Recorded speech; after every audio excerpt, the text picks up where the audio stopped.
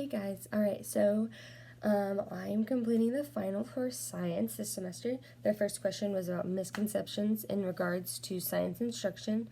Misconceptions are beliefs people have about science that have no proof or no testing to back it up.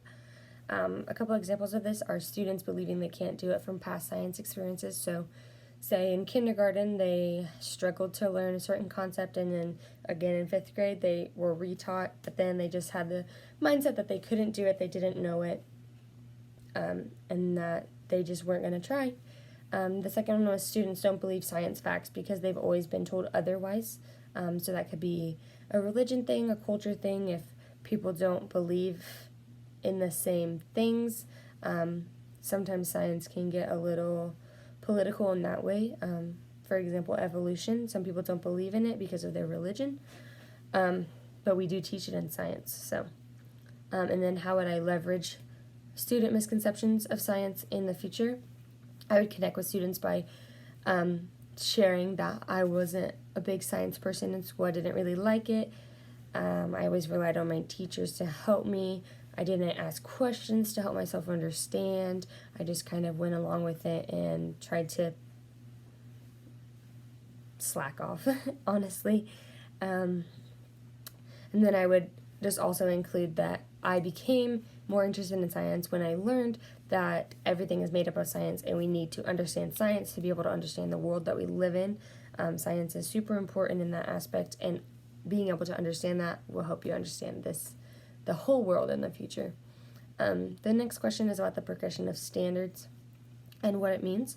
It means that standards build upon each other from the previous year to the next academic year. So from 3rd grade to 4th grade, the standards build upon the science standards for physical science, build upon each other, progress through that next year. They increase sophistication of student thinking. So that's the goal with the progression of standards. And then we had to relate it to a DCI. So the DCI I chose was Organization for Matter and Energy Flow in Organisms. So that's life science number 1. So in kindergarten, they learned that food comes from plants and animals, and then that animals and plants also need food and water and basic needs to grow and survive. And then that progresses to middle school, where they learn about photosynthesis and that animals eat the plants, but then the plants get their food from the sun. So then they start really basic, really small, and then they progress into sophisticated things like photosynthesis, and then they learn the more specific things about that DCI. The next question was we have to put ourselves in the shoes of a 5th grade teacher and how we would teach the 5th grade physical science standard number 1-3. So how I do that is in 5th grade, the standard is using measurements to identify materials. So I would set up little stations, and then I'd have different types of measurements that the students have to use and explore to be able to measure different materials, and then they would have to come up with what those materials are based off of a list that I would give them about different characteristics of the materials. And then what they would have learned before that, they don't learn measurements up until 5th grade. So before 5th grade, they didn't have any idea of measurements or anything like that. So in 2nd grade, they classify materials by observable properties, so color, size, shape, things like that.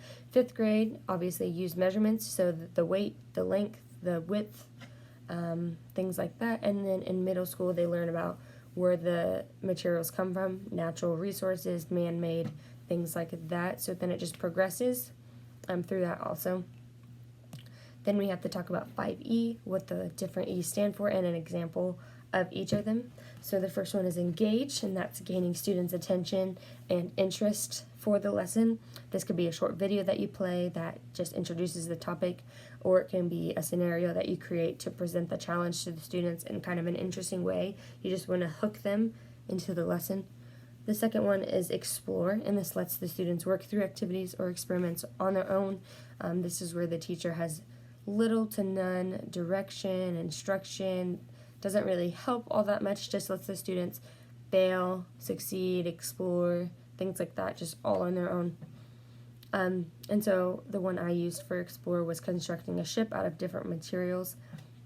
So the students would sit down as a group, and then they would have to plan, design, put it all together, and then we would test it. And so that leads to the Explain stage, where the students share their observations and the things they learned in the Explore stage. They share all that with the class and the teachers.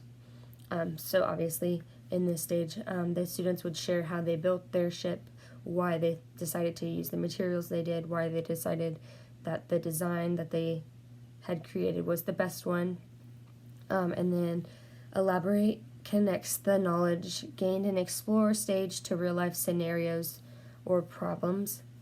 So here they would test their ship, and then we would see what worked, or if it succeeded, if it floated, if it didn't float, and then I would allow them to redo different parts of their ship that they thought that they could improve to make it better.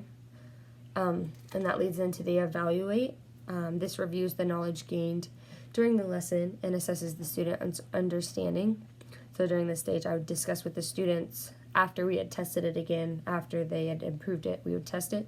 Then I would just discuss with the students what they changed, why they decided to change that specific thing, if it made it better, how did it make it better, what caused it to succeed this time and fail last time. I would just pick their brains about the design that I did, what was going through their brain, what was their thinking process during this whole thing.